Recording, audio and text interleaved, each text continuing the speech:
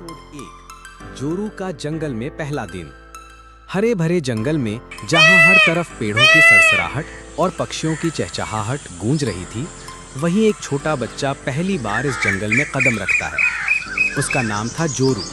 जोरू की आंखों में चमक थी, चेहरे पर मासूमियत और दिल में रोमांच की चाह।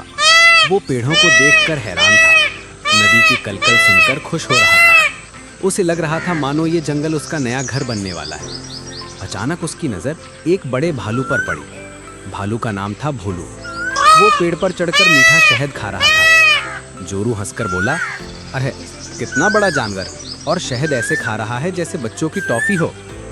भोलू ने जोरू को देखा और हैरानी से कहा, अरे इंसान का बच्चा, तू यहाँ जंगल में क्या कर रहा है? जोरू मुस्कुराया, मेरा नाम जोरू है, मैं भी यही रहना चाहता हूँ।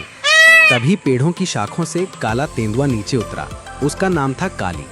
काली गंभीर आवाज में बोला, भोलू इसे समझाओ, जंगल खेल का मैदान नहीं है, यहाँ खतरे भी छिपे हैं। लेकिन जोरू ने निडर होकर जवाब दिया, मैं नहीं डरता, मैं जंगल के नियम सीखना चाहता हूँ और तुम्हारा दोस्त बनना चाहता हूँ।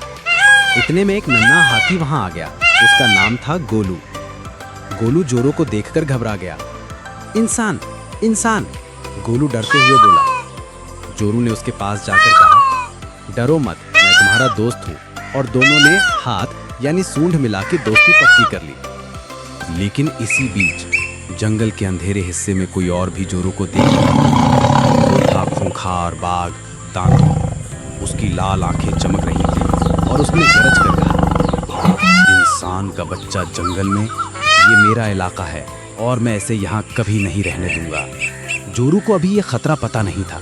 वो अपने नए दोस्तों के साथ हंसते खेलते जंगल की गहराई में बढ़ता चला गया।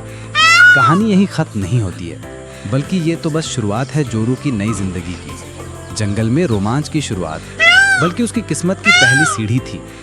लेकिन असली रहस्य तो अभी बाकी है।